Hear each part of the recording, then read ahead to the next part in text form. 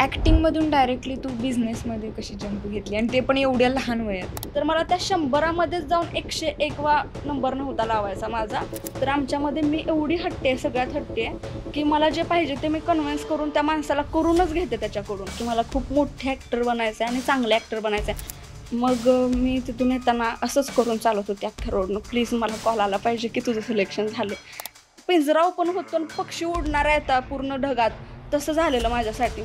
पण तिथं जायचं म्हटलं तर पहिल्याच पायरीवर एवढे घाण लोक बसलेत, मग पुढचा प्रवास मी कसा करणार आहे? पप्पा बोलले नाही, मम्मी बोलली नाही, समाज काय म्हणेल, मग रिलेटिव्स काय म्हणतील, हे काय ते काय, ह्या फील्डमध्ये गेल्या मुली बिघडतात. म्हणजे आधी चांगली होती पण ह्या फील्डमध्ये आल्यापासून मी बिघडली. पण त्याच्या आधी आणि नंतर मला असे एक्सपिरियन्स आले की बऱ्यापैकी ह्या गोष्टीवर मुली बोलत नाहीत, पण मी बोलेन. मुली जेव्हा कास्टिंग डिरेक्टर मला भेटल्या ह्या फील्डमध्ये, तर त्या काय बोलल्या की प्रोड्युसर थोडा थरके आहे, डिरेक्टर थोडा फ्लर्ट करेल, थोडं कॉम्प्रोमाइज करायला लागेल, थोडं ॲडजस्ट करायला लागेल. आजकालचे कास्टिंग डिरेक्टर ना स्वतःला देव समजतात. आम्ही काम देतोय म्हणजे आम्ही जे म्हणाल ते तुम्ही केलंच पाहिजे. अरे राहून दे, नाही करायचं असलं काम. परत तो मला बोलला की तू परत याच फील्डमध्ये येणार आहे, तुला पण ॲक्टरच व्हायचं आहे. आणि ही इंडस्ट्री जेवढी मोठी वाटते तेवढी मोठी नाही, खूप छोटी आहे. कधी ना कधी तुझा माझा सामना होईलच, मग दाखवतो तुला कोण कामं देते. आणि आत्तासुद्धा माझ्या ओळखीतल्या बऱ्याच मुली आहेत ज्या ह्याच्या आहारी गेलेत आणि जातात. तुमची स्वप्न आहेत म्हणून स्वतःला नका तुम्ही गिरवी ठेवू. जेव्हा तुला फेम मिळाला, फेम हा 2 टाईपचा असतो, पॉझिटिव्ह पण असतो आणि निगेटिव्ह पण. मग असे काही किस्से आहेत का? कोणतर असेल जो कॉलेजमध्ये ज्याने प्रपोज वगैरे केलं आणि मी त्याला रिजेक्ट केलं, त्या खुन्नसमध्ये वगैरे असेल. माझ्या घराचे फोटो वगैरे तो मुलगा पाठवत होता की घरी येऊन गँग करेन. माझे पप्पा मला इथंपर्यंत बोलले की हे बंद कर, शॉप बंद कर, आपण गावाकडे जाऊन राहूयात. माझ्यासोबत फोटो काढण्यासाठी त्यानं एवढी धडपड केली आणि एवढं घाण काम केलं. आता 4 महिने झाले, अजून तो जेलमध्ये. आज माझे पप्पा म्हणतात जेवढं मी केलं नाही तेवढं माझ्या पोरीनं केले एवढ्या कमी वयात. तर माझ्या पप्पाला मुलगा नाही आहे ना, त्यामुळे लोकांनी खूप बोलून दाखवलं ना. मला त्यांना दाखवायचं आहे, बोलून नाही, माझ्या कामातून, की मुलगा नाही आहे पण माझ्या पप्पाला 4 वाघिणी आहेत.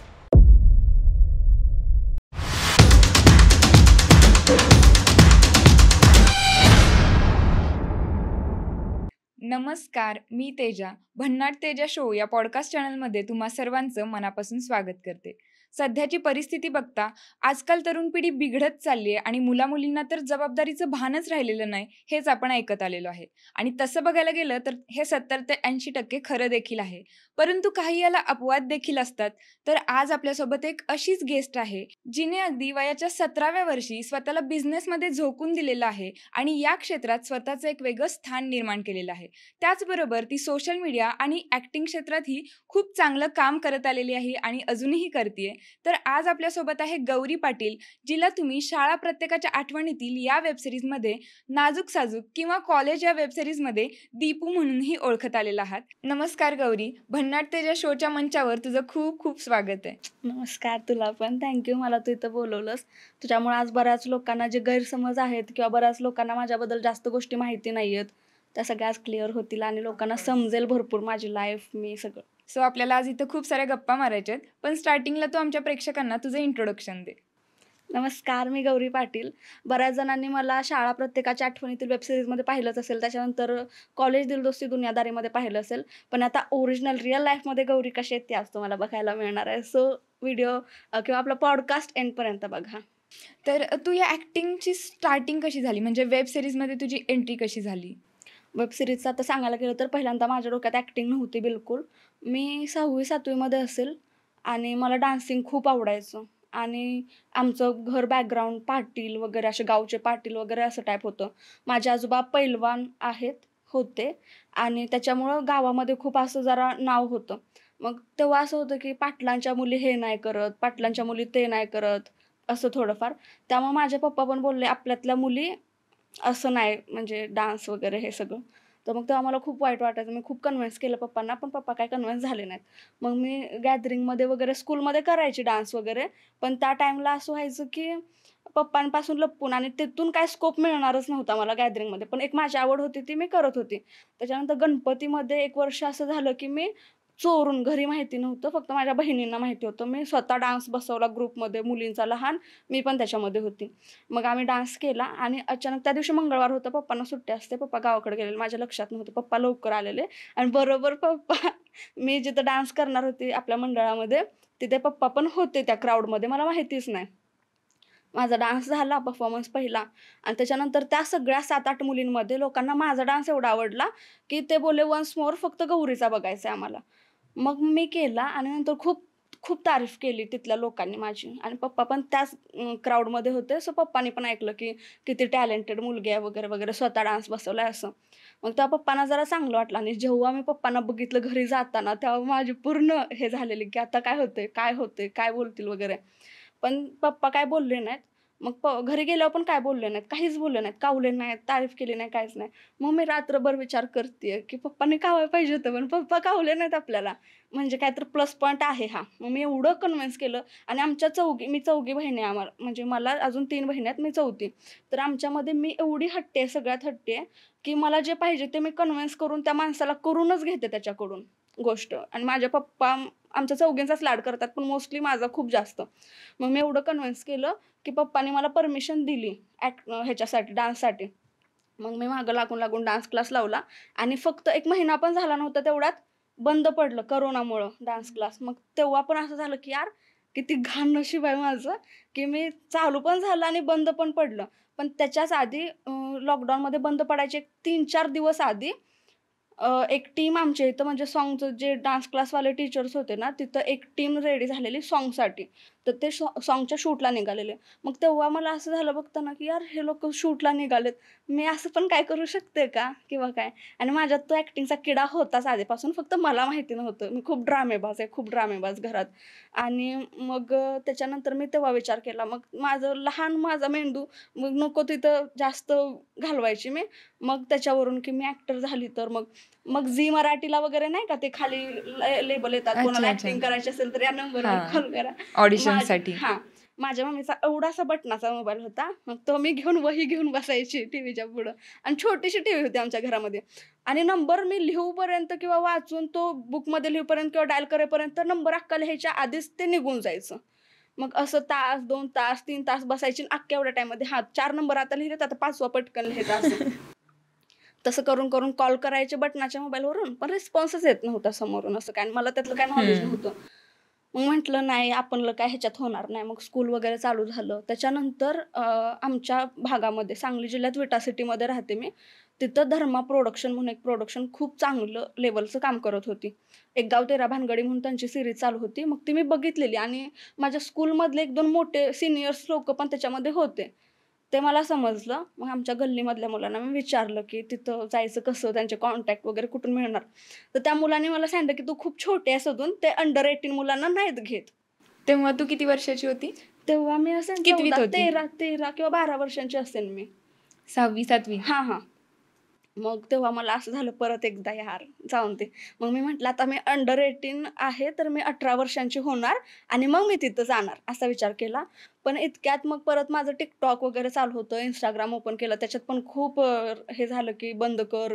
परत TikTokवरून रिलेटिव्हजनी खूप पप्पांना हे केलं. मग माझे TikTok बंद झाले, आयडिया उडवल्या. परत चालू केलं आणि मला मग जे बाळासाहेब आहेत, एक गाव तेरा भानगडीचे लीड, त्यांची आयडी एकदा आली अशीच. मग आणि ते आमच्या घराच्या थोडंसंच लांब होते. तरी पण मला कधी समजलं नाही किंवा हिंमत पण झाली नाही समोर जाऊन बोलायची. एकदा तिथून जात होते मी तेव्हा वाटलं, की यार जाऊया का आपण, बोलूया का? पण घाबरलेली मी कारण ते फेमस होते खूप त्या टाईमला. मग मी नाही गेले. मी घरी आले, विचार केला आणि बरोबर दुसऱ्या दिवशी त्यांची रील का काहीतरी आली मला. मी त्यांना मेसेज केला, "हॅलो सर, मला ॲक्टिंग करायची आहे" म्हणून. तर त्यांचा लगेच सेकंड मिनिटला रिप्लाय आला मला. मग मी एवढी नाचायला लागली अख्ख्या घरात, रिप्लाय आला, आता करतील म्हणून. मग मी सांगितलं, त्यांनी बोलले, "साध्या लूकमध्ये फोटोज वगैरे पाठव, ऑडिशन व्हिडिओ." आता ऑडिशन व्हिडिओ कसा करायचा? मग मी त्यांनाच विचारलं, "सर कसं काय?" मग झालं ऑडिशन व्हिडिओ वगैरे लूक पाठवलं. तर तेव्हा त्यांनी शाळा वेब सीरीज काढणार होते. त्याचंच कास्टिंग सुरू होतं. मग पण तेव्हा झालं नाही कारण ते पोस्टपोन होतात ना प्रोजेक्ट खूप, म्हणजे सगळं भेटायला वगैरे टाईम लागतो. 1 महिना झाला, 1.5 महिना झाला. म्हटलं आता मला घेतात का नाही काय माहिती, पण मी खूप वाट बघत होते त्या गोष्टीची. त्याच्यानंतर एक दिवस अचानक त्यांचा कॉल आला, की त्यांचं स्टुडिओ आहे तिकडं ऑडिशनला ये म्हणून.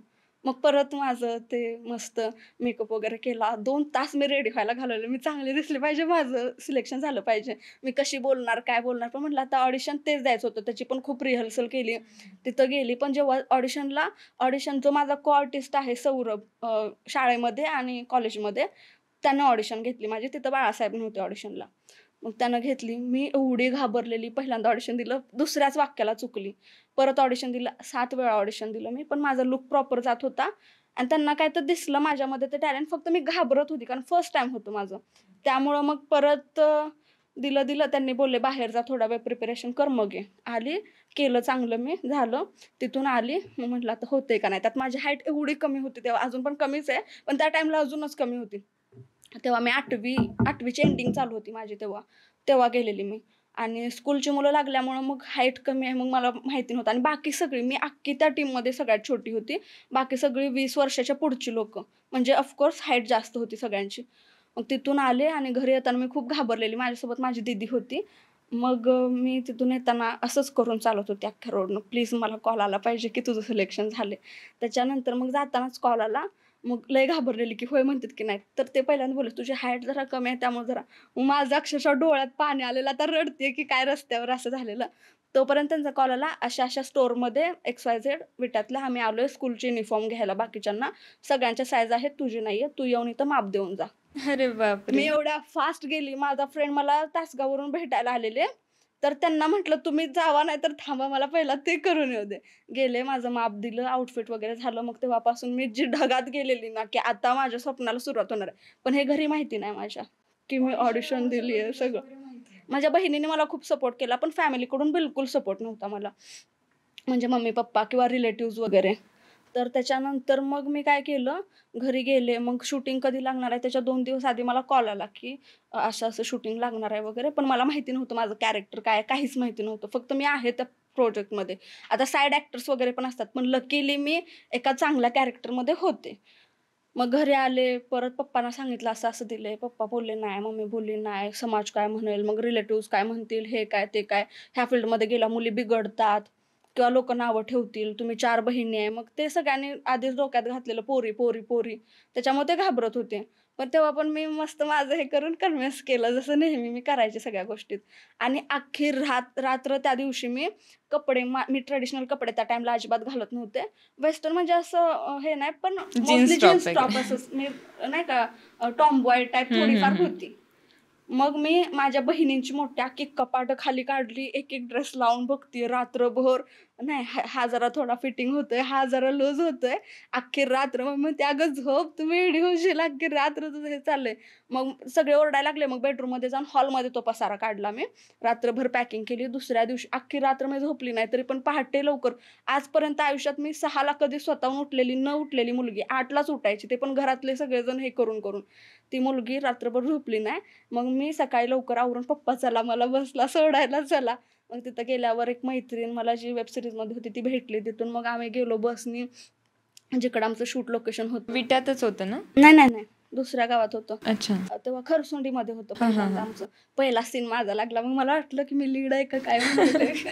खुश झाली कारण हिरोईन आली नव्हती अजून. हां. आणि पहिल्या सीनमध्ये थोडासा इम्पॉर्टन्स दाखवल्यासारखा तो सीन होता हं, मला, हं, की हं. गौरी ये नाचल आणि एंट्री एकदम माझी स्लो मोशनमध्ये. मग मी अजून ढगात गेली की मी लीड असली तर आता भारीच झालं. कारण मला आधी सांगितलं नव्हतं मी माझं काय कॅरेक्टर आहे. मग नंतर समजलं लीड कोणतरी वेगळं आहे. मग म्हटलं ठीक आहे, असू दे. कधी तर आपण पण होईल लीड. मग तिथून तो प्रवास सुरू झाला. आणि एवढंच बोलीन ना, की आजकाल बऱ्याच जणांची म्हणजे हे झालंय आमच्या इकडच्या एरियामध्ये ॲक्टर लोकांचं वगैरे पण, की धर्मा प्रोडक्शन एवढं भारी प्रोडक्शन आहे. कारण त्या प्रोडक्शनच्या आधी मी एक वेब सीरीज केली होती छोटीशी 3 एपिसोडची, ती काय चालली नाही एवढी. पण जेव्हा मी त्या प्रोडक्शनमध्ये गेली आणि मला जी ग्रिप भेटली, ते मग त्याला शब्दच नाही. आणि तिथून मला खूप नॉलेज मिळालं. खूप गोष्टी, मी खूप लहान होते सगळ्यांच्यात. खूप गोष्टी शिकायला मिळाल्या. एक्सपिरियन्स खूप भेटले मला. फेम पण चांगलं भेटलं मला. त्यात जे मेन प्रोडक्शनचं हे होतं ना, जो माझा को-आर्टिस्ट होता तो बाळासाहेब, ज्यांना मी मेसेज केला होता ते. डी-ओ-पी पण करायचे, ते ॲक्टर पण आहेत. परत आमचे धर्मेंद्र सर. यांनी खूप चांगलं आम्हाला सगळ्यांना हँडल केलं. आणि मोस्टली आत्ताच्या प्रोडक्शनमध्ये एक लेडीज असते मुलींसाठी हे करायला. त्या प्रोडक्शनमध्ये लेडीज नव्हती. तरी पण आम्हाला कधीच असं जाणवलं नाही की आपल्याला म्हणजे मुलांना कसं गाईड करायला किंवा कोण ते मोठे तिघजण होते सर, की बाबा इथं चुकताय हे. पण आम्हाला कधीच जाणवलं नाही की लेडीज नाही, आपल्याला अनकम्फर्टेबल होते किंवा काय, कधीच नाही. एवढं चांगलं, कारण मुली पहिल्यांदा आणि मी लहान, त्यात घरचं एवढं सगळं की बाबा नाही जायचं. 15 दिवस पहिलं शेड्यूल आमचं होणार होतं ऑलरेडी. तर मला भीती वाटत होती, कारण अशा ठिकाणी कधी कधी गेलं ना, सुरुवातीला फसतं. दिसतात एक, बोलतात एक, आणि तिथं गेल्यावर नसतेच तो व्यक्ती बरोबर आहे. किंवा चुकीच्या गोष्टी घडतात आपल्यासोबत. पण मी एवढा पुढचा विचार केला नव्हता. पण बाकीचे जे लोक होते ज्यांना माहिती होतं की आता मी वेब सिरीजसाठी जाणार आहे, त्यांनी मला बऱ्यापैकी सांगितलेलं की बघ, कोणतरी उचलून घेऊन जातील, आणि चुकीची तू लोक एकटी असतील. 8वीत असताना एकटी तिथे गेली हो, होतीस? म्हणजे ती जी मुलगी होती ना, हा. वनिता म्हणून जे कॅरेक्टर तुम्हाला दिसलं हा हा हा. आमच्यासोबत, चष्मेश, येस. ती मुलगी मला तिथं भेटली स्टँडवर, आणि तिच्यासोबत मी तेवढा विचारच केला नव्हता, कारण मी म्हटलं मी तेवढे आहे की मी त्या टाइमला वाटत होतं मला असं. पण आजच्या काळात असं आहे की एकटी मुलगी म्हणजे थोडंसं हे असतं. पण मी गेली धाडस करून, कारण माझा पिंजरा ओपन होतो आणि पक्षी उडणार आहे आता पूर्ण ढगात, तसं झालेलं माझ्यासाठी. मग झालं, तिथं गेलो आणि एवढी भारी टीम होती. कधीच वाटलं नाही असं की एवढी सगळी मुलं आहेत आणि मी एकटी. म्हणजे सेटवर भरपूर अजून मुली होत्या आमच्या ॲक्टर, पण आणि सगळ्यात लहान मी. त्यामुळे खूप चांगलं मला त्यांनी गाईडन्स दिला, खूप चांगलं सांभाळलं, खूप चांगलं. मग तिथून परत हळू प्रवास सुरू होता. तिथं पण खूप चढ-उतार आले, सगळं झालं. त्याच्यानंतर एक टाईम असं आलं, की प्रेक्षकांच्याच कमेंट यायला लागल्या, की ही दिसायला पण अट्रॅक्टिव्ह आहे त्या टाईमला. परत ॲक्टिंग पण छान करते. नाजूक-साजूक नाव होतं माझं अच्छा. कॅरेक्टरचं. मग प्रेक्षकांचं पण डिमांड यायला लागली, की ही हिरोईन असायला पाहिजे होती वगैरे असं. माझ्या फोनमध्ये अजून ते स्क्रीनशॉट आहेत. ते मी फ्रेम करून ठेवलेत, की मी लीड नाहीये, पण लोकांना वाटतं, की मी लीड असली पाहिजे असं. त्याच्यानंतर ट्रॅक चेंज झाला आणि मग मी आपोआप लीड झाले. आणि त्याच्यानंतर पण त्याच चांगलं. सीरीजमध्ये लीड हो, हो. झालीस? त्याच ओके. सीरीजमध्ये. आणि त्याच्यानंतर मग केल्या बाकीच्या पुढं सीरीज वगैरे. मग छान झाला ॲक्टिंगचा प्रवास. थोडंसं सुरुवातीला कन्व्हिन्स करणं वगैरे तिथं खूप जास्त मोठा टास्क होता, पण तो केला. ॲक्चुअल तुझं कॅरेक्टर कसं होतं वेब सीरीजमधलं, आणि त्या कॅरेक्टरशी तुझं ओरिजिनल जे नेचर आहे ते रिलेट करत होतं का? हो, खूप. कारण मी रिअल लाईफमध्ये खूप चुलबुली होती. दंगा, मस्ती, खेळायचं नुसतं, कोणाचं काय ऐकायचं नाही. अ, आणि सगळं आपल्या मनासारखं करून घ्यायचं. पोरांना पण म्हणजे एवढं काय भाव देत नव्हती. कोण म्हणजे 5वीत असतापासून मुलं नाही का अच्छा, लाईन अच्छा. वगैरे मारतात त्या टाईपमध्ये. पण कसं कोण आला समोर तर जा रे, भीड म्हणजे असतं ना कसं पोरींचं. काही-काही जण लाजतात, शांत बसतात. तशी नव्हती मी बिलकुल. आणि त्या सीरीजमध्ये पण तशीच होती मी. अशी म्हणजे धडाकेबाज. हां. पोरांवर म्हणजे जी लीड होती तिची बेस्ट फ्रेंड होती मी. ओके. हां. मग तेच लीडला कोण काय बोलायलं किंवा मला कोण काय बोललं तर बरोबर त्यांना हे करायची, मग भांडणं वगैरे असंच होतं कॅरेक्टर. म्हणजे पूर्ण तू त्या कॅरेक्टरमध्ये घुसतच असशील. हो. वेब सीरीज नंतर पुढचा प्रवास कसा होता? मग सेकंड कोणती तुला भेटली? त्याच्यानंतर करत गेलीस की कसं झालं? त्याच्यानंतर मला शाळा संपल्यानंतर मला त्याच प्रोडक्शनमध्ये थोड्या दिवसानंतर कॉलेज वेब सीरीज मिळाली. बाहेरून येत होते प्रोजेक्ट, पण कसं आहे माहिती आहे का, ते प्रोडक्शन पण त्या ह्याचं असलं पाहिजे, की बाबा आपण तिथं काम करतोय तर तेवढीच आपल्याला रिस्पेक्ट मिळाली पाहिजे. तेवढंच आपल्या कामाचं आपल्याला सगळं व्यवस्थित भेटलं पाहिजे. प्लस दुसरी गोष्ट, प्रोडक्शनमधली लोकं चांगली पाहिजेत. जी मेन क्रिएटिव्ह टीम आहे ती चांगली असली पाहिजे. तर तसं मला जाणवलं नाही नंतर, जिकडून मला अप्रोच केलं गेलं, की आमच्या या ह्याच्यामध्ये येतेस का? तर मला तसं वाटलं नाही, त्यामुळे मी केलं नाही तिथं. आणि बऱ्यापैकी मी सीरियल्सला वगैरे पण केलं ट्राय, पण तिथं पण विषय खूप असे हे झाले. हां, मी ऐकले की तू सिरियलचे पण ऑडिशन वगैरे देत होते. दिलेत पण, आणि झी मराठीच्या आप्पे आमचे कलेक्टरला मी छोटासा ट्रॅक केलाय पण. पण त्याच्या आधी आणि नंतर मला असे एक्सपिरियन्स आले, की बऱ्यापैकी ह्या गोष्टीवर मुली बोलत नाहीत, पण मी बोलेन. कारण जेव्हा ऑडिशन देतात मुली, आजकालचे कास्टिंग डायरेक्टर ना स्वतःला देव समजतात, की ते म्हणजे आम्हाला ते तयार करतात. त्यांच्यामुळं आमचं फ्युचर घडतं. यार तुम्ही कास्टिंग डायरेक्टर आहे, ठीक आहे, तुम्ही कामं देताय आम्हाला, पण आमची पण कला आहे, आमची पण मेहनत आहे त्याच्यामध्ये. ॲक्टर जर आलेच नाहीत, मुली हिरोईन आल्याच नाहीत, तर तुम्ही कोण आणणार? तुम्ही स्वतः बनणार आहे हिरोईन, ड्रेस बरोबर. घालून, विग वगैरे लावून. ऑफकोर्स आम्ही जर ॲक्टिंगच, म्हणजे मी स्वतःला नाही म्हणत, जेवढ्या ॲक्टर मुली आहेत त्यांना बोलते, कोणच ॲक्टर मुलगी आलीच नाही त्या फील्डमध्ये, तर तुम्ही स्वतः करणार आहे का? मग त्यांचं असं, की आम्ही काम देतोय म्हणजे आम्ही जेव्हा फोन करेन तेव्हा तुम्ही उचलायचाच. मग रात्रीच्या 12 वाजलेल्या असल्या तरी.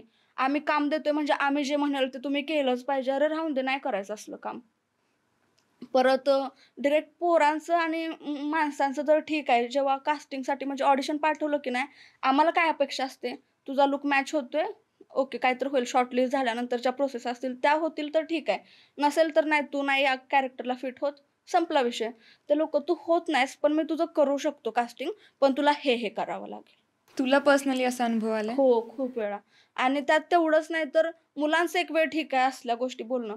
मुली जेव्हा कास्टिंग डायरेक्टर मला भेटल्या ह्या फील्डमध्ये, तर त्या काय बोलल्या, की प्रोड्युसर थोडा थरके आहे, डायरेक्टर थोडा फ्लर्ट करेल, थोडं कॉम्प्रोमाईज करायला लागेल, थोडं ॲडजस्ट करायला लागेल. तुमचा प्रोजेक्ट एक तुम्हीच करा. मुलगीच दुसऱ्या मुलीला हे हो, सांगतेय. हो, हो, हो.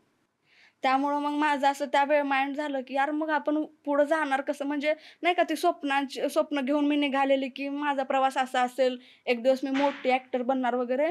तेव्हा कुठेतरी असं झालं, की मी रात्रीची रडायची, यार अशी लोकं भेटली आपण करणार कसं? मग आपल्याला काम करायचं तर आपल्याला हे केलंच पाहिजे का? असं वाटायचं. पण मला ते त्या गोष्टीत पडायचं नाही. मग नको आम्हाला असलं काम.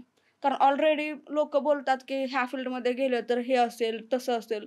मग नको. त्यामुळंच मी आज सीरियलमध्ये वगैरे जास्त दिसत नाहीये. मग त्याच्यानंतर वेब सिरीज वगैरे तू कंटिन्यू केल्या? वेब सीरीजचं कसं आहे आता ते तसे मला आले जास्त. आता जे प्रोडक्शन आहे जिथे मी काम केलं, ते प्रत्येक वेळी तर मला लीड घेणार नाहीत आणि मी तशी अपेक्षा पण नाही ठेवू शकत. कारण प्रत्येक कॅरेक्टरला मी होणार नाही आणि प्लस ते म्हणजे मी अशी कोण आहे, की मला प्रत्येक प्रोजेक्टमध्ये त्यांनी घ्यावं. ओके. मग मी विचार केला दुसऱ्या प्रोडक्शनमध्ये जायचं तरी पण एवढे मला चांगले कोणते असे अजून वेब सीरीजसाठी तर मला एवढे माहिती नाहीयेत. जेवढे जणांनी मला अप्रोच केलं तेवढं मला ओके वाटलं नाही. आणि दुसरं माझं ड्रीम आहे, की मला सीरियल्स करायच्या आहेत, मला मूव्हीज करायच्या आहेत. पण तिथं जायचं म्हटलं तर पहिल्याच पायरीवर एवढे घाण लोकं बसलेत. मग पुढचा प्रवास मी कसा करणार आहे? हे डोक्यात. मग मी खूप विचार करायचे, की आता करायचं कसं? जायचं कसं पुढं? आणि तो एकच ऑप्शन होता. माझं अभ्यासात लक्ष लागत नव्हतं त्या ॲक्टिंग वगैरे ह्याच्यामुळंच.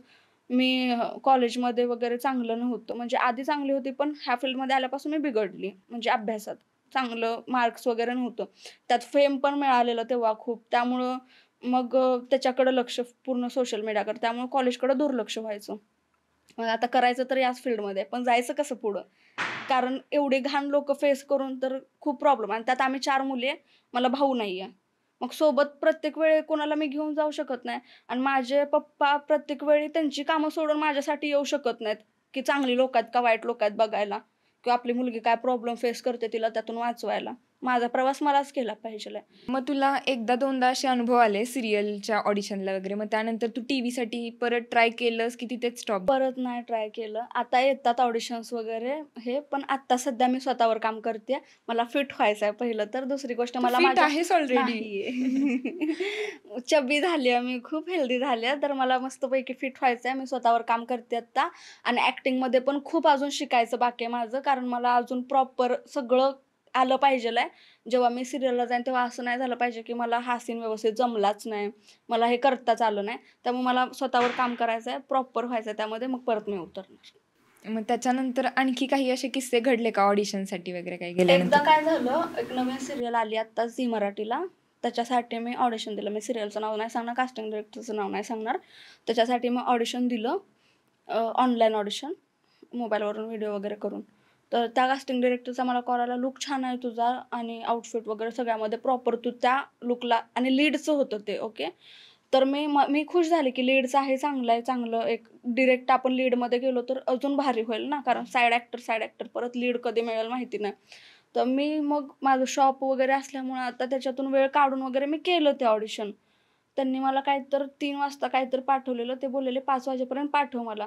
मी शॉप बंद करून घरी जाऊन रेडी होऊन मी ते ऑडिशन केलेलं. परत मी शॉपमध्ये आले. परत त्यांचा मला कॉल आला, की "छान झालंय सगळं, पण अजून एकदा थोडंसं इम्प्रूव्ह करून अजून पाठव." मग मी म्हटलं, "ठीक आहे, असू देत." कारण ऑडिशन म्हटलं, की हे चालतच राहतं, की आपल्याकडून जोपर्यंत ते चांगलं निघत नाही तोपर्यंत ते करतात. मग मी परत घरी गेले, परत शूट केलं आणि परत मग रात्रच झालेली 8 वाजेपर्यंत मी दुसरं ऑडिशन पाठवलं. परत त्याचा 10 वाजता कॉल आला मला, की "अजून एकदा पाठव. तू शॉर्टलिस्ट झाली आहेस, पण अजून एकदा पाठव." मग मी 11 वाजेपर्यंत ऑडिशन करून 11:30ला पाठवलं त्यांना ऑडिशन. ते पण झालं. 11:30ला पाठवलं. तो बोलला, "हां, तू शॉर्टलिस्ट झाली आहेस." पण परत असंच, की अचानकच परत, की उद्या तुला सकाळी यावं लागेल. परत नंतर त्याच्यानंतर, की तुला हे करावं लागेल. मी म्हणलं एक्सक्यूज मी, मला कामाची गरज नाहीये, मग तुम्हाला करायचं तुम्ही तशा मुली शोधा ज्या ह्या गोष्टी करण्यासाठी रेडी असतील.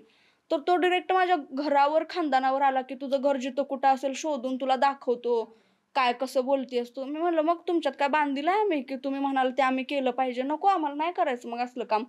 त्याच्यानंतर काय झालं, कंटिन्यू रात्रीचे तो 12-1 वाजता मला कॉलवर कॉल करतोय माणूस. मग मी एकदा लास्ट कॉल उचलला त्याचा. परत तो मला बोलला की तू परत याच फील्डमध्ये येणार आहेस, तुला पण ऍक्टरच व्हायचं आहे आणि ही इंडस्ट्री जेवढी मोठी वाटते तेवढी मोठी नाही, खूप छोटी आहे. कधी ना कधी तुझा आणि माझा सामना होईलच, मग दाखवतो तुला कोण कामं देते. म्हणजे हे कास्टिंग डिरेक्टरची सगळ्यात चेन असते ना. इकडं कास्टिंग करायचं असेल तर हा विचारतो की कशी आहे ही मुलगी, हिला आम्ही घेणार आहे, चांगली आहे का वगैरे. मग त्यानं जर सांगितलं, त्याच्या आधीच डोक्यात आहे माझ्याबद्दल की मी त्याला उलटं बोलले किंवा करणार नाही वगैरे, ऐकवलं, नाही नाही नाही चांगली नाही, अशी नाही तशी नाही, करून ते काम गेलं माझ्या हातात नाही, असं तो करणार असं तो मला बोलला. कोण तुला काम देते बघू. म्हटलं ठीक आहे, मला मग या फील्डमध्येच यायचं नाही, एवढं घाण जर गोष्टी होत असतील तर. आणि आत्ता सुद्धा माझ्या ओळखीतल्या बऱ्याच मुली आहेत ज्या ह्याच्या आहारी गेलेत आणि जात आहेत, पण त्या बोलत नाहीत. मग मला त्यांना सांगायचं की यार नका करू, मग तुम्ही तुमची स्वप्न आहेत म्हणून स्वतःला नका तुम्ही गिरवी ठेवू कुठं अशा गोष्टींसाठी.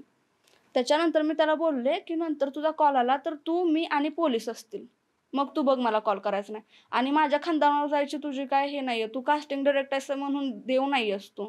तू तुझं मग बघ, पोरी शोध असतील भरपूर, त्यांना करून घे. मग मी भरपूर ऐकवलं त्याला आणि ब्लॉक करून टाकलं. मग हे जे किस्से तुझ्यासोबत घडतात ते तू घरी डिस्कस करते का? नाही, कधी कधी तरी करते, म्हणजे जास्त ओव्हर झाला आणि घरच्यांना, बहिणींना तर सांगते मी सगळ्या गोष्टी, पण मम्मी पप्पांना सांगायला कशी जरा भीती वाटते, कारण ते मेंटली तेवढे प्रिपेअर नाहीयेत बरोबर. जेवढं आपल्याला माहिती, गोष्टी एवढ्या सगळ्या माहिती असतात. त्यामुळं आणि परत जर जास्तच काय टोकाला गेलं किंवा जास्त काय असं झालं तर मी सांगते, मग माझे पप्पा पण व्यवस्थित ऐकून घेऊन सगळं हँडल करतात आता. आता जेव्हा तुला फेम मिळाला, फेम हा 2 टाईपचा असतो, पॉझिटिव्ह पण असतो आणि निगेटिव्ह पण. मग असे काही किस्से आहेत का जे चांगले पण आहेत, जे तुझ्या अजून आठवणीत आहेत, आणि त्याचबरोबर अशा पण काही गोष्टी घडल्यात की यार नको आता हे मला फील्डच नको असं झालंय? खूप खूप झाले, खूप. चांगलं म्हटलं तर ना, जिकडं जाईल तिकडं लोक ओळखतात, खूप प्रेम देतात, खूप रिस्पेक्ट देतात, फोटोज वगैरे काढतात. घरच्यांची फिलिंग काय असते त्याच्यावर? पप्पांना खूप भारी वाटतं माझ्या. आणि सगळ्यात भारी म्हणजे आम्ही आमच्या कुल देवाला गेलेलो ज्योतिबाला. सो तिकडे फॅन्स आले, खूप जण, क्राऊड होता मोठा. आणि गौरी पाटील, गौरी पाटील शाळा वेब सिरीजना नाजूक साजूक असं तसं करून आले. तेव्हा मला सगळ्यात जास्त माझ्या फॅमिलीला पण प्राऊड कधी वाटलं की मोस्टली फॅन्स आपल्यासोबत फोटो काढतात. पण तेव्हा जेव्हा मी फोटोला गेली होती ना, तर त्या लोकांनी तुमचे मम्मी पप्पा आहेत ना हे म्हणून त्यांना बोलून घेतलं, काका काकूया तुमच्यामुळेच आज आम्हाला हिला बघता येते वगैरे, एवढी छान मुलगी तुम्ही हे केली आहे की ही एवढं छान काम करते. तेव्हा माझ्या मम्मी पप्पांना पण खूप चांगलं वाटलं. मला पर्सनली खूप भारी वाटलं की माझ्यासोबत काढतायतच, पण माझ्या मम्मी पप्पांसोबत पण लोक फोटो काढतायत. Proud movement. आणि आणि असे वाईट नेगेटिव्ह म्हणायचं म्हटलं तर मध्यंतरी असा किस्सा झालेला.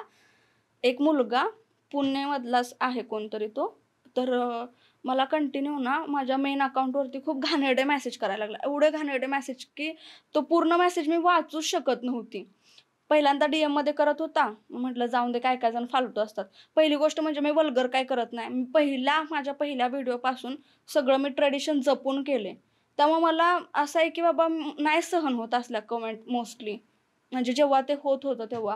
कारण मी जर घाण गोष्ट करतच नाही तर मी का घाण लोकांचं ऐकून घेऊ, असं झालं. आणि फेमसाठी किंवा मोठं होण्यासाठी, कामं मिळण्यासाठी मी कधीच चुकीचा मार्ग नाही निवडला. मग ते आजकालच्या मुली छोटे कपडे करून नाही का, म्हणजे हळूहळू जसं फेम वाढत जाईल तसं म्हणतात लोक, तसं माझ्याकडून कधीच नाही झालं. मग नको मला तो फेम. जर मला माझं शरीर दाखवायला लागत असेल तिथे त्या फेमसाठी, आणि जरी ते केलं आपण तरी 4 लोकांमध्ये गेलं आपल्याला नाही तेवढी इज्जत मिळत. आणि मग त्याच्यानंतर काय झालं, तो घाण मेसेजेस करायला लागला, मी इग्नोर केलं. परत तो माझ्या कमेंटमध्ये कमेंट करायला लागला तशा. मग कमेंट आता सगळ्यांना दिसतात, DMs काय फक्त मला दिसणार आहे असं. पहिल्यांदा मी डिलीट केलं आणि त्याला ब्लॉक केलं. परत दुसऱ्या ID वरून यायला लागल्या. मग मला वाटलं हाच मुलगा असेल का जो करतोय तो. परत ते झालं, परत तिसरी ID, परत चौथी ID, एवढ्या घाणेरड्या कमेंट तो करत होता. मग मला समजेना. एक टाइमला असं झालं, मी शॉपमध्ये होती, माझं डोकं फिरलं, काय फालतूगिरी आहे ही एवढं. मग मी पोलीस स्टेशनमध्ये गेले. तिकडे गेल्यानंतर त्या सगळ्या कमेंट्स दाखवल्या. पहिल्यांदा नॉर्मल घेतलं सगळ्यांनी, कोणीच एवढं लक्ष नाही दिलं. परत मला राग येत होता की का तुम्ही लक्ष देत नाहीये, एवढं सिरियस टॉपिक आहे. तर समोरून मला रिप्लाय आले की हां, हे रील स्टार्स वगैरे ॲक्टर्स असंच काहीतरी टाकतात उगाच काय पण टाकतात आणि परत लोकांच्या घाण कमेंट आले की ह्यांना सहन होत नाही, पोलीस स्टेशनमध्ये येतात. मी त्यांना बोलले, माझी आयडी चेक करा तुम्ही, माझ्याकडून काय चुकलं असेल, मी काय घाण केलं असेल ह्याच्यावर किंवा मी कधी वल्गर कॉन्टेंट दिला असेल तर तुम्ही मला हे बोला, नाही तर तुम्हाला हक्क नाहीये हे बोलण्याचा की काहीतरी करतात ऍक्टर परत येतात म्हणून. मग ते झालं. मग त्यांनी बघितलं, सगळं ऐकलं, ते कमेंट्स वगैरे बघितल्या. मग त्यांनी सिरियस घेतला तो टॉपिक. मग त्यांनी मला सांगितलं सांगलीला जावा, ह्याच्यामध्ये सायबर क्राईम ऑफिसला. कारण ह्या गोष्टी ऑनलाईनच्या सगळ्या सायबरकडे असतात, ना की पोलीस स्टेशनमध्ये. त्या दिवशी सगळे कामं, माझे कस्टमर्स एवढे होते, बुकिंग्स होत्या, ते सगळं सोडून मी दादाला बोलवलं, तो पण कामात होता. माझ्या दीदीला घेतलं, मी सायबर ऑफिसला सांगलीला गेले. तिकडं गेल्यापर्यंत पहिल्यांदा नाही रिस्पॉन्स मिळाला. परत त्यांनी केस वगैरे घेतली आमची. ते बोलले की 2 दिवसात तुम्हाला समजेल कोण आहे तो. आठवडा झाला, 2 आठवडे झाले, 3 आठवडे झाले, काहीच रिस्पॉन्स नाही. आणि मी धडपडते, कारण मला असं झालं की आता मला शोधायचंय कोण आहे हा, का करतोय एवढं. आणि कमेंट्स कंटिन्यू येतच होत्या तू खूप, केस हां. केल्यानंतर. आणि मी रिप्लाय देत नव्हते त्या कमेंट्सला किंवा मी डिलीट करत होते, ब्लॉक करत होते. म्हणून तो मुलगा माझ्या शॉपच्या अकाउंटला करायला लागला. मग तेव्हा पण असं झालं की यार माझं डोकं तर पूर्ण हे झालेलंच हँग, की का कोण एवढं माझ्या मागं लागले. पण नंतर मला माझ्या कस्टमरशी पण कॉल यायला लागले की दीदी आमचा तुम्ही फोटो टाकलाय त्याच्या अशा घाण घाण कमेंट यायला लागलेत. मग Comments मला असं काय एकदम, असायच्या? नाही मी नाही बोलू शकत. माझ्या घराचे फोटो वगैरे तो मुलगा पाठवत होता की घरी येऊन गँग करेन तुझ्यावर, असं. जोपर्यंत तो घाण कमेंट करत होता तोपर्यंत मला काय नाही वाटलं. पण यार एका मुलीला कोणतर समोरून असं बोलतोय की गँग करेन, म्हणजे हे किती मोठी गोष्ट आहे. मग मी पूर्ण हललेली, माझं डोकं वगैरे चालतच नव्हतं. आता काय करू. आणि एकतर इथं येण्यापर्यंत खूप खूप प्रवास माझा हे झालाय. मग आता असं झाल्यावर पूर्ण असं टोकाला आलेलं की माझे घरचे म्हणले की बस झालं तुझं हे ऍक्टिंग वगैरे बंद कर आता, कारण हे आपण नाही करू शकत. माझे पप्पा मला इथंपर्यंत बोलले की हे बंद कर, शॉप बंद कर, आपण गावाकडे जाऊन राहूयात. म्हणजे सगळा बिझनेस पप्पांचा पण थांबवायचा, माझा पण थांबवायचा, माझी सगळी कामं थांबवायची, सोशल मीडिया बंद करायचं आणि गावाकडे जाऊन राहायचं. तुझं काय असेल ते वय झालं की आपण लग्न करून टाकूया, तू तुझ्या आयुष्यात निवांत राहा, असं. मग मी त्या मागच लागलेली, पप्पा थांबा बघूया आपण कोण आहे ते तर बघूया वगैरे. मग पप्पांना आम्ही व्यवस्थित समजवलं की नका काळजी घेऊ, बघूया. मी खूप घाबरलेली, कारण तो मुलगा परत जसं मला बोलला गँग करेन, 6 जण येऊन वगैरे असं, आणि प्रॉपर तो लोकेशन पाठवतोय मला, माझ्या घराचे फोटो पाठवतोय. मग मला वाटलं की माझ्या गावातलाच असेल कोणतरी, विट्यातला वगैरे, किंवा कोणतरी असेल जो कॉलेजमध्ये ज्याने प्रपोज वगैरे केलं आणि मी त्याला रिजेक्ट केलंय, त्या खुन्नसमध्ये वगैरे असेल. कारण माझं असं कोणासोबत दुश्मनी वगैरे तर नाही. मग कोण काय एवढं मागं लागेल.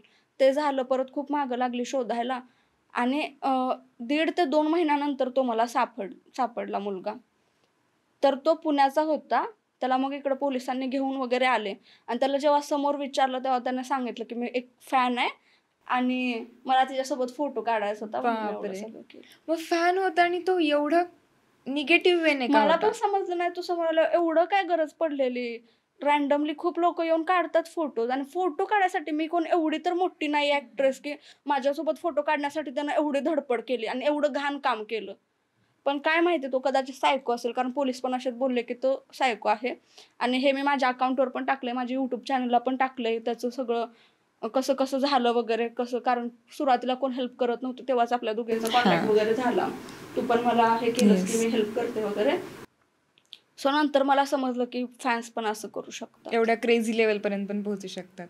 आणि तो आय थिंक सायकोस होता, त्याच्यामुळेच कदाचित त्यानं एवढं सगळं केलं. नाही तर काय, मग त्याला शहाण्या माणसाला एवढं सगळं करायची गरज नाहीये. त्याला अटक वगैरे झाली का? आता तो जेलमध्ये अजून पण, अरे आता बापरे. 4 महिने झाले अजून तो जेलमध्ये. मग मला एवढंच सांगायचंय, जे मुलं घाणेरडे कमेंट्स करतात ना मुलींना, ठीक आहे मुली पण चुकतात व्हिडिओ करताना वगैरे, जाऊन देते, त्यांची लाईफ आहे, आपण त्याच्यावरती कमेंट्स नाही करू शकत की तू एवढी छोटी कपडे का घातली, तू एवढंच का हे केलं.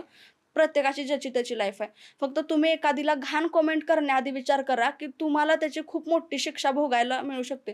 तो जो शांत घरात बसून निवांत तो कमेंट करत होता, त्याला काय माहिती होतं की 1.5-2 महिन्यानं आपण 4-5 महिन्यासाठी जेलमध्ये असणार आहे. जे सुखानं 2 घास खाताय ते पण खायला नाही मिळणार. आणि आणि त्यात मी जास्त मोठ्या केस टाकल्या नव्हत्या. जे त्यानं केलं होतं त्याच्यावर पोलिसांनी स्वतः केस टाकलेला. कारण माझं असं नव्हतंच की एखाद्याला जेलमध्ये टाकावं वगैरे. माझं फक्त एवढंच होतं की मला तो सापडावा, कोण आहेत ते मला कळावं. जवळचा तर नाहीये ना, घराचे एवढं फोटो वगैरे पाठवतोय. तर तुम्ही आज जे मजामध्ये पोरींना कमेंट करता ना घाण, त्या अंगलेट येऊ शकतात खूप बेकार प्रकारे. आणि आजकाल काय झाले की त्यांना असं वाटतं की सोशल मीडियावरती आपल्या अकाउंटने नाही पण फेक अकाउंट काढून आपण सेफ आहोत, पण असं नाहीये. तर जे तुमचे फेक अकाउंट आहेत ते सुद्धा त्याची ट्रेल वगैरे काढली तर सापडू शकतात. सो तेवढी काळजी घ्या. कारण त्यात पण मी सांगते, तो मुलगा पुण्याचा होता. पण तो मुलगा जेव्हा मला कमेंट्स करत होता, तेव्हा तो आय थिंक सायकोच होता असं पोलीस पण बोलले, त्याच्या घरचे पण. तो 2 लाख रुपये घेऊन त्याच्या घरातून पळून गेलेला. आणि त्याच्यानंतर तो पंजाबला गेला. पंजाबमध्ये असताना त्यानं मला कमेंट्स केलेला, गोव्यात असताना केलेला. तो जागा चेंज करत होता. कारण घरातून सापडू नये म्हणून. काय माहिती सापडू नये म्हणून का काय त्याचं माहिती नाही, ओके. पण तो करत होता. तरी पण त्याला पोलिसांनी शोधून काढलं. त्यामुळे तुम्ही विचार करता ना, फेक आयडी काढून करूया, Google आयडी किंवा जे काही आपलं असतं ना, दुसऱ्याच्या नावाने आयडी काढायची. दुसऱ्याच्या आयडीनं पण किंवा जीमेल वगैरे जो आपण ईमेल वगैरे टाकतो ना, तो दुसऱ्याचं हे करून जरी केलं ना, तरी तुम्ही सापडता. कारण त्यानं पण स्वतःचा मोबाईल नंबर त्याचा ऑन नव्हता, सिम कार्ड काढून टाकलेलं. तो रेल्वे स्टेशनवरचं वगैरे वायफायचं नेट घेऊन तो हे सगळं करत होता, तरी पण तो सापडला. त्यामुळं विचार करा. आणि आता मुली अशा झालेल्या आहेत की ठीक आहे सोशल मीडियावर बोलतायत म्हणून शांत बसेल असे सगळ्याच मुली नसतात. काही मुली गौरीसारख्या सुद्धा असू शकतात. So be careful. जर आणि मी चुकीचं करत असते तर मला बरोबर आहे. गप्पच बसणं भाग हो. होतं, की आपणच घाण केली आधी तर आपल्याला ऐकून घ्यावंच लागणार आहे. पण यार मी काय केलं कर नाही तर त्याला डर कशाला? बोलणारा कोणीच नाही असतो मुळात. मला तुझ्या बोलण्यानं फरकच पडत नाही, पण त्यानं जास्त केलं, खूप जास्त केलं. म्हणून मग मी हे केलं. आणि त्यात ते गँग परत ते घरी येऊन हे करेन ते करेन, खूप घाणेरडं नेक्स्ट लेवल त्यानं केलं. त्याच्यामुळे माझे घरचे पण घाबरले ना थोडे म्हणून. पण नंतर ती सिच्युएशन मी खूप छान हँडल केली. त्यामुळे पप्पा माझे बोलले की नाही तू करू शकतेस, आता तेवढी तू स्ट्रॉंग झालीस, त्यामुळे मला काय आता एवढं हे करायची गरज नाही. मग तेव्हापासून अजून जास्त उलट माझ्या पप्पांचा माझ्यावर विश्वास आणि हे झालं की आपली मुलगी खूप स्ट्रॉंग आहे, ती सगळं करू शकते, हे माझ्या पप्पांना तेव्हा अजून जास्त झालं आणि माझ्या मम्मीला पण. हे सगळा जो प्रकार झाला त्यानंतर असं वाटलं की बाबा हे आता सोशल मीडिया वगैरे काही नकोय, बंद करूयात, असं आला का विचार? असं कधीच नाही वाटणार. तेव्हा थोड्या वेळासाठी असं वाटलं की यार काय चाललंय, पण तेव्हा असा पण विचार नव्हता आला की बंद करूया. कारण जेव्हा या फील्डमध्ये उतरत होती किंवा सुरुवात नवीन नवीन होती तेव्हा माहितीच होतं असल्या गोष्टी होणारच आहे. पण आपल्या पण हातात आहे की आपण ते होण्यासाठी आपण कसं वागायचं. आणि मी ते पहिल्यापासून माझा एक रस्ता ठेवलेला की मला याच रस्त्यावर चालायचंय. हे मिळवण्यासाठी हे नाही करायचं, हे नाही करायचं, जे चांगलं आहे तेवढंच करायचं. मग ते करून पण जर नशिबात नसेल तर मग ते आपल्या नशिबातच नाही म्हणून सोडून देऊ शकतोय. पण ते मिळवण्यासाठी दुसऱ्या 4 वाईट गोष्टी करणं ते मला आधीपासून मान्य पण नव्हतं, मला पटलं पण नाही. त्यामुळे माझं रोड क्लिअर आहे, तर मला काही गरज नव्हती की बाबा कोणतर तिसरा काहीतरी बोलतोय म्हणून आपण आपली फील्ड सोडावी. जेव्हा आपल्याला खरे हे प्रॉब्लेम फेस करावे लागतात त्याच वेळेला लोक साथ सोडत असतात जवळचे. तर असं काय तुझ्या ऍक्च्युली लाईफमध्ये? त्याच्या आधी पण म्हणजे झालेलं असं खूप. त्यामुळे माझा विश्वास आजकाल कोणावरच नाहीये. माझे तुम्ही बघितलं ना तर माझी एकच मैत्रीण आहे, ती पण लहानपणापासून 5वी पासून माझ्यासोबत आहे. तिच्या व्यतिरिक्त माझ्या आयुष्यात कोणीही मित्र नाहीयेत, मैत्रिणी नाहीयेत नवीन. कारण लोकांना असं असतं ना ही सोशल मीडिया पर्सनॅलिटी आहे, हिचा खूप मोठा असा क्राऊड असेल, फ्रेंड्स भरपूर असतील. येतात फ्रेंड्स बनायला येतात सोशल मीडिया वगैरे बघून. पण ते लोक आता मी ओळखलेत की वाईट वेळेत, हे सगळ्यांनाच माहिती आहे यार वाईट वेळेत कोण येत नसतं वगैरे. पण मी माझ्या लाईफमध्ये मध्यंतरी असा फेस आला होता की मी खूप डिप्रेस झालेली. कारण सगळेच लोक नाही का स्वतःच्या स्वार्थासाठी फक्त जवळ येतात, स्वतःच काम काढून घेतात वगैरे. आणि खूप म्हणजे नेगेटिव्ह मला भांडणं वगैरे, म्हणजे फालतूची भांडणं किंवा फालतूचं तुमचं काय तर चांगलं चाललंय मी त्यात मध्येच घुसून तुमचं बरबाद करायला बघायचं किंवा तुमचं चांगलं व्हायला नको असं बघायचं, ह्याच्यातली माझी मेंटॅलिटी नाहीये. मग तसं कोणी आलं की नाही, असं भरपूर इन्सिडेंट घडले, खूप लोकांचे खरे चेहरे बघायला मिळाले की नाही नाही हा आतापर्यंत नाटक करत होता आपल्यासोबत, ही मुलगी आतापर्यंत फ्रेंडशिपचं नाटक करत होती आपल्यासोबत, ही रिअलमध्ये आपल्यावर निस्वार्थ जीव नाही लावते ही व्यक्ती, असं झालं. मग मी तेव्हा ओळखलं. आणि त्या फेसमध्ये माझ्या घरच्यांनी मला एवढं हे केलं ना, माझे फ्रेंड्स, मानलेले भाऊ, परत जेवढे कोणी होते ओळखीचे किंवा जेवढे कोणी सर्कल नाही का म्हणत आपला, सगळेजण पलटू निघाले. मग तेव्हा माझ्या फॅमिलीने एवढं मला सपोर्ट केला, एवढं भारी मला हँडल केलं की मला तेव्हा समजलं की मम्मी पप्पांशिवाय कोणीच नाहीये या जगात, कोणीच नाहीये. आज तुम्हाला मम्मी पप्पा आहेत ना तर त्यांची रिस्पेक्ट करा. कारण आई बाप असे आहेत ना की आपल्यावर ते लाखो रुपये घालवतात, आपल्यावर ते अख्खं आयुष्य घालवतात आपल्याला हे करण्यासाठी. पण ते कधीच आपल्याकडून अपेक्षा नाही ठेवत की आम्ही ह्यांच्यासाठी केले म्हटलं आता ह्यांनी आमच्यासाठी केलं पाहिजे, कधीच नाही. आणि बाकी लोक 4 गोष्टी करणार आणि त्याच्या बदल्यात ते 10 गोष्टीची अपेक्षा अपेक्षा करणार. पण ठेवणार आणि त्रास पण देणार. बरोबर. तसं आई बाबा असे असतात की आपल्याला त्रास होत असला ना तर आपल्यापेक्षा जास्त त्यांना होतो त्रास, की आपल्या मुलाला त्रास होतोय म्हणून. त्यामुळे आई बाबांची एवढी रिस्पेक्ट करा की मी तर माझ्या मम्मी पप्पांना देवाचं स्थान दिले. देव पहिला नाहीये, पहिला मम्मी पप्पा आहेत मग देव आहे. आणि त्याच्यापेक्षा इम्पॉर्टन्स कोणालाच नाही आहे माझ्या आयुष्यात शिवाय माझ्या बहिणींच्या. ॲक्टिंगमधून डायरेक्टली तू बिझनेसमध्ये कशी जंप घेतली आणि ते पण एवढ्या लहान वयात? तेच झालं जेव्हा मला फील्डमध्ये या फेस करावं लागले ना घाणेरडे लोक, तेव्हा मला असं झालं की यार जेवढं केवढं आपण कमवलंय. मी ॲक्च्युली 14-15 वर्षाची असताना मी जॉब करायचे. आता हे म्हणजे कॉस्मॅटिक शॉपमध्ये वगैरे असं. कारण सुरुवातीला कसं होतं माझं, की माझ्या पप्पांनी खूप कष्ट केले, खूप म्हणजे खूप कष्ट. माझी मम्मी शेतात कामाला जायची आणि माझे पप्पा पिठाची गिरणी असते ना, तर 1 किलो दळणाला 4-5 रुपये मिळतात. म्हणजे बाजरीचं वेगळं असतं, गहूचं वेगळं असतं. एवढं 5-5 रुपयासाठी माझे पप्पा दिवसभर उभा असतात त्या गिरणीत. 5-5 रुपये साठवून त्या माणसानं आपल्याला इथपर्यंत आणून ठेवलंय. आपल्याला एवढं सर्व्हिस दिलेत म्हणजे नाही का म्हणजे आपल्याला एवढा हे सुविधा दिलेत, दिल्या. सुविधा दिलेत आपल्याला, एवढं चांगलं हे केलंय. आणि समाजाने खूप वेळा असं म्हणजे पप्पांना, मम्मीला केलं, की 4 मुली आहेत, मग एकीचा जरी पाय घसरला तरी बाकीच्या तिघींचं आयुष्य परत खराब होईल, त्यांची लग्न होणार नाहीत वगैरे असं तसं. तर त्यामुळं माझं असं होतं, की पप्पाला कधी मान खाली घालायला नाही लागली पाहिजेल आहे. मग त्यामुळं सुरुवातीलाच मी ना जॉब करून मी म्हटलं मला करायचं आहे ना, तर पप्पा ऑलरेडी कष्ट करतायत. त्यात सगळं आमच्या चौघींचं भागवून सगळं म्हणजे आम्हाला हे करून परत आणि आपल्या ह्या फील्डसाठी आपण त्यांच्याकडून पैसे घ्यायचे आणि ते घेतले तरी मला मग त्या पैशांची किंमत नसती राहिली, की बाबा पप्पा देतात त्याला काय. मग ट्रॅव्हलिंग, खाणं-पिणं बाहेर गेलं की ऑडिशनसाठी जावा. आता सीरीजमध्ये काम करतात तर कपडे घ्या नवीन-नवीन ह्याच्यासाठी पैसे घालवायला. मग तेव्हा मी विचार केला मला करायचं आहे तर मीच स्वतः केलं तर काय प्रॉब्लेम आहे. मग मी स्वतः जॉबला गेले. तिथून जेवढे पैसे यायचे त्याच्यामध्ये मग ट्रॅव्हलिंग व्हायचं माझं. कपडे घेणं असू देत, मेकअप घेणं असू देत किंवा जे काय मला लागेल येण्या-जाण्यासाठी वगैरे ते करायचे. मग तिथून मला थोडंफार होतंच, की बाबा कसं करतात काम वगैरे शॉपमध्ये वगैरे. आणि त्याच्यानंतर असं पण होतं, की यार मी स्वतःसाठी सध्या काहीच करत नाहीये. माझ्या डोक्यात असं आहे, की माझ्या मम्मी-पप्पाला मला मोठं झालेलं बघायचंय. त्यांच्या डोळ्यात ते बघायचंय, की आपल्या मुलीने एवढं केलं. आज माझे पप्पा म्हणतात, "जेवढं मी केलं नाही, तेवढं माझ्या पोरीनं केलंय, एवढ्या कमी वयात." मग तेच मला बघायचं होतं म्हणून परत तिथून मी पैसे कमवले, ॲक्टिंग वगैरे झालं. मग परत असं झालं, की यार परत ॲक्टिंग करायला आता तेव्हा हातात काय काम नव्हतं आपल्या. मग परत पैसे कमवायला आता तर फेमस झाल्यावर मी कामाला नाही जाऊ शकत कोणाच्या शॉपमध्ये. मग तेव्हा असं झालं, की जेवढं सेव्हिंग आपण केलंय आत्तापर्यंत काम करून, तेवढं सेव्हिंग पण जर मी आता मुंबई, पुणेला ऑडिशनला जाण्या-येण्यात ट्रॅव्हलिंगमध्ये घालवलं, तिथं कधी स्टे करावा लागला, तर आपलं काय कोणाचं घर नाहीये. त्याच्यात गेलं, परत खाण्यापिण्यात गेलं, जे काय ह्याच्यावर ते सेव्हिंग घालवण्यापेक्षा आपण बिझनेस वगैरे स्टार्ट करूया. ज्याच्यातून म्हणजे मंथली इन्कम पण मला होईल आणि मग मला ऑडिशनला साठी वगैरे मग मला पैशांचा विचार नाही करावा लागणार, की अरे सेव्हिंग एवढी-एवढी आहे ती संपत चालली आता. मग मी तेव्हा असा निर्णय घेतला, की आपण शॉप करूया. त्याचा इन्कम सुरू राहील आणि तोच इन्कम मग आपल्या जी गोष्ट आपल्याला करायची आहे त्याची आपण घालवू शकतो.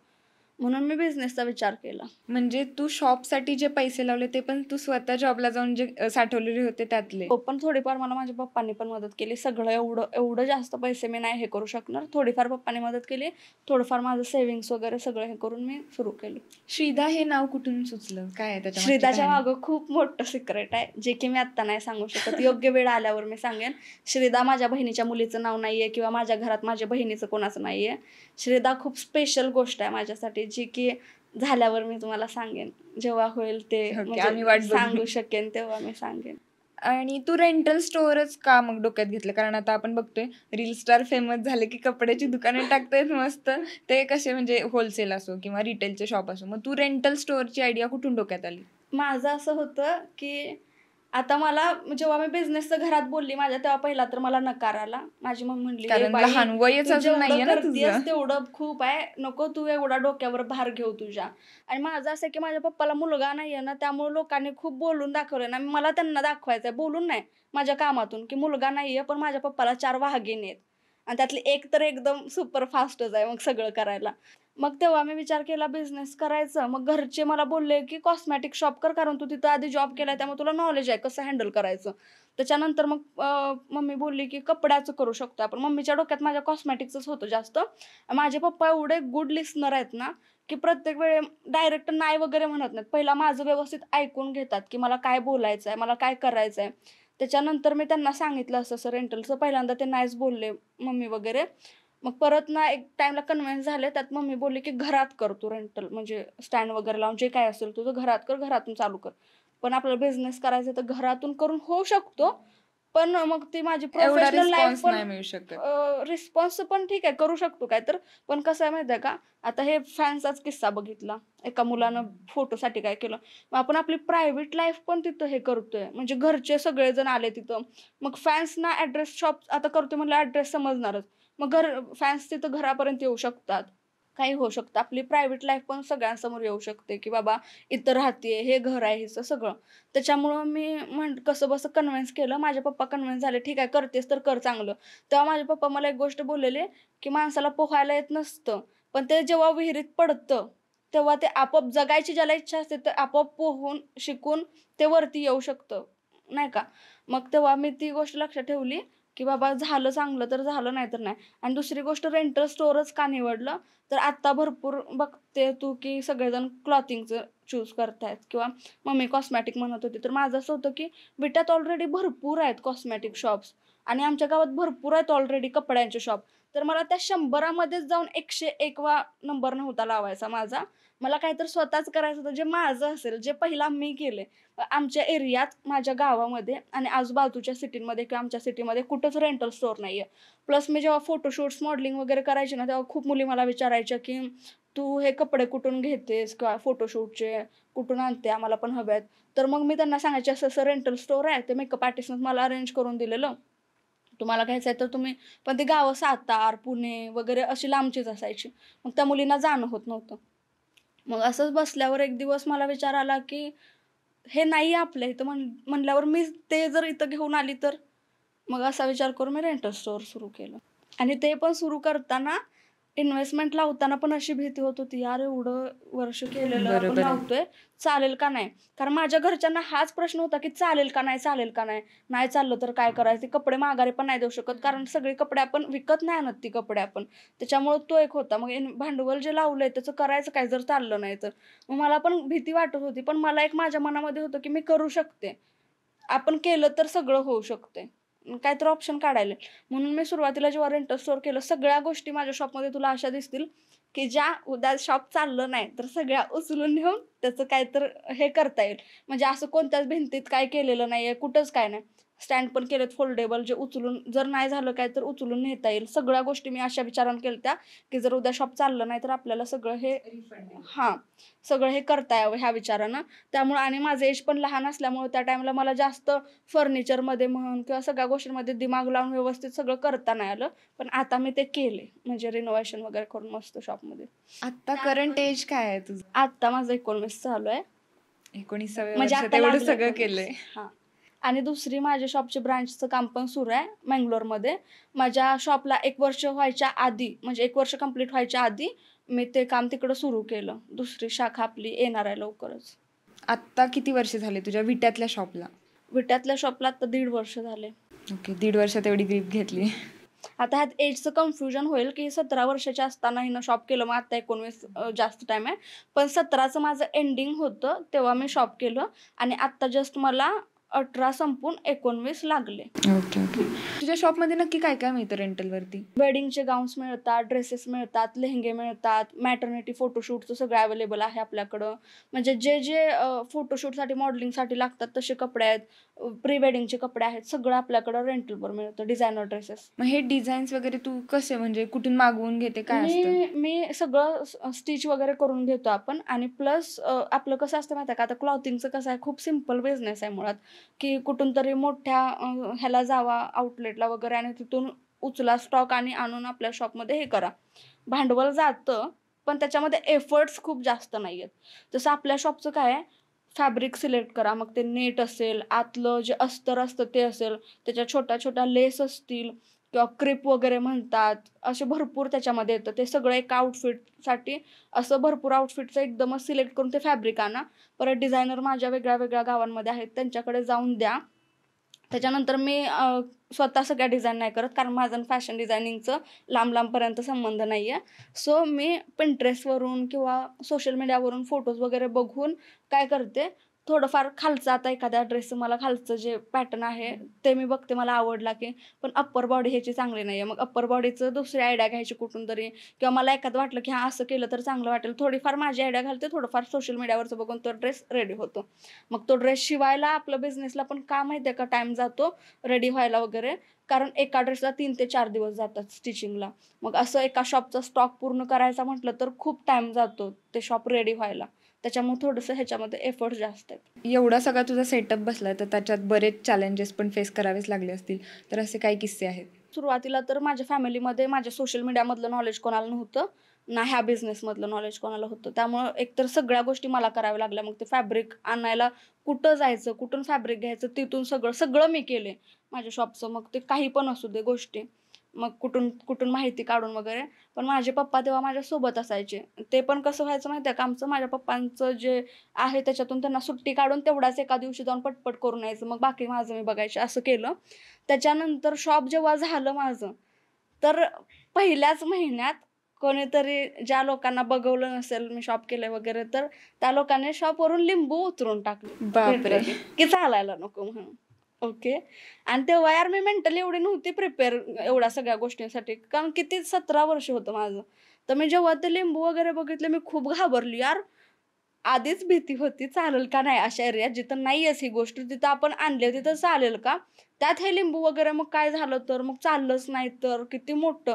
मग मी घरी जाऊन मम्मीला पहिल्यांदा तर नाही सांगितलं, पहिल्यांदा घाबरली, खूप विचार केला. माझी एक मोठी दीदी आहे, तिला खूप म्हणजे कळतात बऱ्यापैकी गोष्टी, कारण ती देवाचं खूप करते. तिला विचारलं की काय होईल का गं, ती पण घाबरली, असं कोणी केलं असेल काय, आणि CCTV नाही आहेत आमच्या इथं तिथं, आता लावलेत पण आधी नव्हते. मग बघू पण शकत नाही कोणी केलंय हे एवढं घाणेरडी गोष्ट. तर मग त्याच्यानंतर मी मम्मीला सांगितलं एक दिवस, मम्मी असं असं झालंय. मम्मी म्हणली तू घाबरू नको, कारण तू कोणाबद्दल वाईट विचार करते का नाही, तू स्वतः चांगल्या गोष्टी करून करतेस हे, किंवा तुझ्या मनात कोणाबद्दल काय नाहीये, तू पॉझिटिव्ह माइंड ठेव तुझं आणि चांगलं कर तू सगळं. मी देवाचं पण रोज देव देव देव करत नाही, किंवा सारखं देवाला जावा हे करा असं नाही. माझ्या शॉपमध्ये अजूनपर्यंत देवारा नव्हता, कारण पॉईंटच तसा भेटला नाही, आणि मला काय माहिती नव्हतं कसं काय करायचं इंटेरियर वगैरे, त्याच्यामुळे तो प्रॉब्लेम आला. पण देव नसून सुद्धा शॉपमध्ये देवानं मला माझ्यावर तो आशीर्वाद ठेवला, आणि काहीच नाही फरक पडला. ते लिंबू टाका नाही काय पण टाका, आता कष्ट प्रामाणिक असतील तर या गोष्टींचा असर होत नाही. आपलं मन चांगलं असलं, आपलं गोष्टी वागणूक चांगली असली समाजामध्ये, किंवा लोकांसोबत, काय काय जण पैसा खूप आहे पण एखादा गरीब दारात आला तर त्याला हकलवून लावतात. तसं नाही आपण म्हणजे कोणी थोडं जरी कोणाची परिस्थिती अशी दिसली तर, आज माझ्याकडे जेवढं आहे त्यातलं मी विचार करते की, समज एक्झाम्पल, ₹100 मी कमवते तर ₹20 मला त्याला द्यायला काय प्रॉब्लेम नाही आहे, कारण माझ्या त्या ₹20च्या मदतीमुळे एखाद्याला समोरच्याला काहीतरी हेल्प होऊ शकते. अशा विचारानं मग आपलं मन चांगलं आहे, आपण काम प्रामाणिक करतोय, चांगलं करतोय, मग कशाला विचार करायचा. मग तेव्हापासून मला आता कशाची तसल्या भीती पण नाही वाटत, आणि मी त्याच्यावर विश्वास पण नाही ठेवत. तुझ्या बिझनेसच्या ग्रोथमध्ये सोशल मीडियाचा किती फायदा झाला असं वाटतं खूप तुला? झालाय फायदा, कारण मी माझं अकाउंट होतं त्याच्याबरोबर माझी बॅकअप आयडी एक होती. ती आयडी मी त्याच्यावरती फॉलोअर्स गेन करत होते, आणि माझा बिझनेस टाकायच्या आधीच विचार होता की ह्या आयडीवरती फॉलोअर्स चांगले हे करायचे, आणि ती आयडी मग मी शॉपची आयडी केली, नाव वगैरे चेंज करून.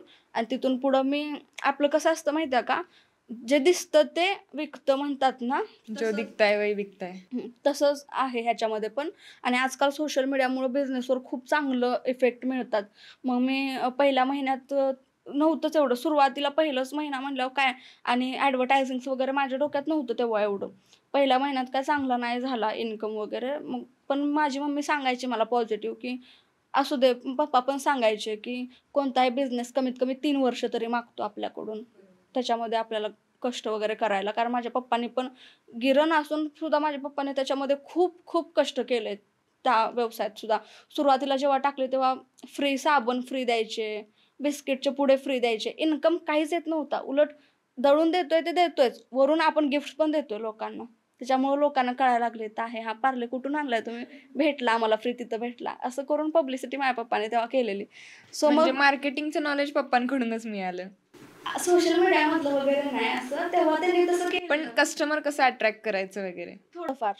आणि पप्पा एवढं सांगतात की जिभेत तोंडावर साखर आणि डोक्यावर बर्फ ठेवून कोणताही आपला बिझनेस केला ना तर चांगला असतं. कस्टमर पुढचा किती रागीट असू दे, किती ॲरोगंट असू देत, आपल्या पण हातात असं त्यांना कसं डील करायचं. आणि ते तर मी जॉब करायची तेव्हा शिकलेलीच बऱ्यापैकी.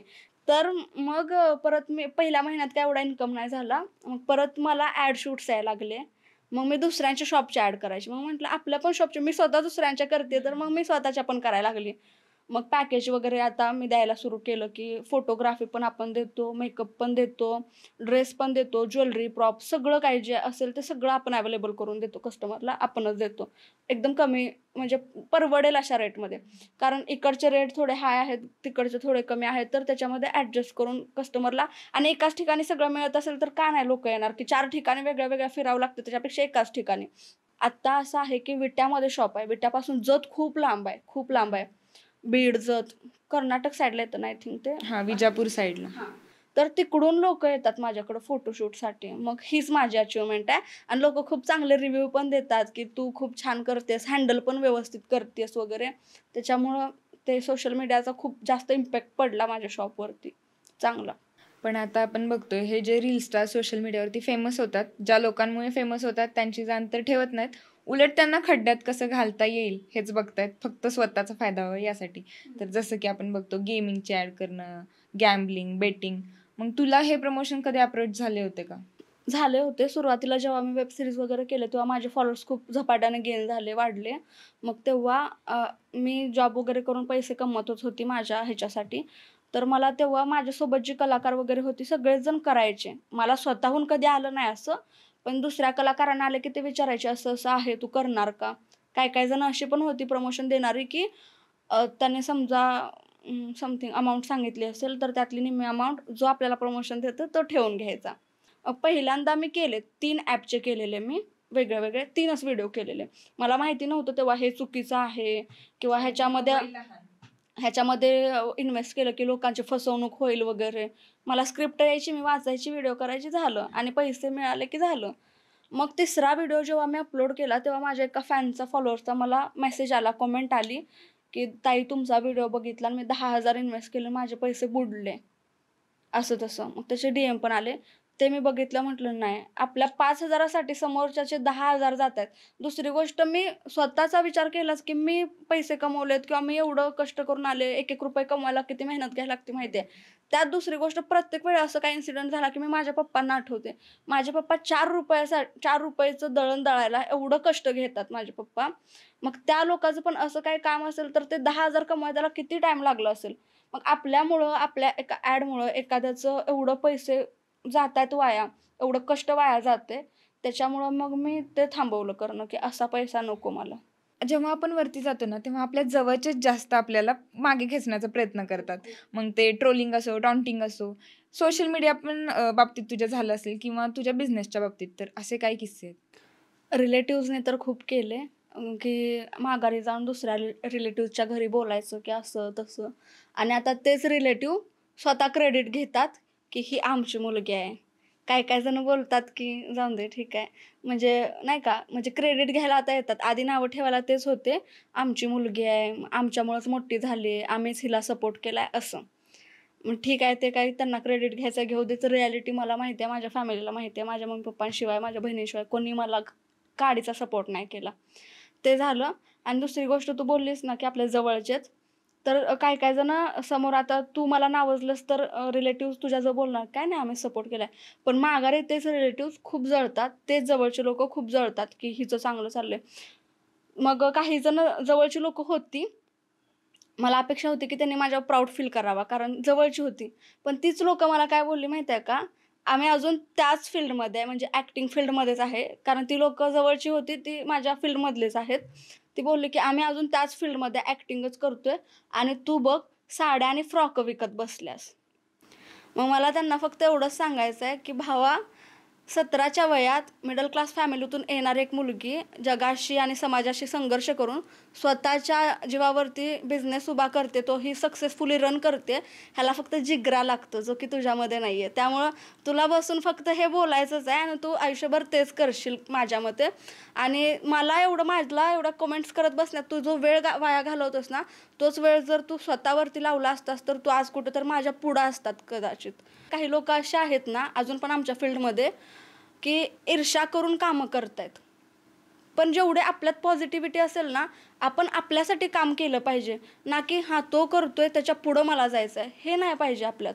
आजकाल तेच भरपूर लोकांचं चालू आहे की ह्याच्या पुढं जायचं, त्याच्या पुढं जायचं आहे. स्वतः पुढं जायचं बघा. दुसऱ्याला मागं टाकून आपण पुढं जायचं असा विचार केला की तुम्ही कधीच पुढं जाणार नाही.